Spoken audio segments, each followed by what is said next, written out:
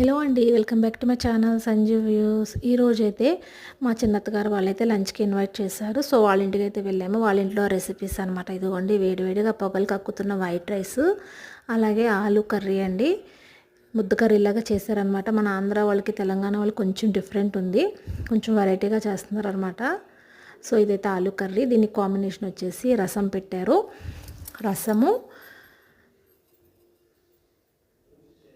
కొంచెం డిఫరెంట్గా ఉన్నదనమాట. సో, అలాగే కాకరకాయ ఫ్రై అండి ఇది.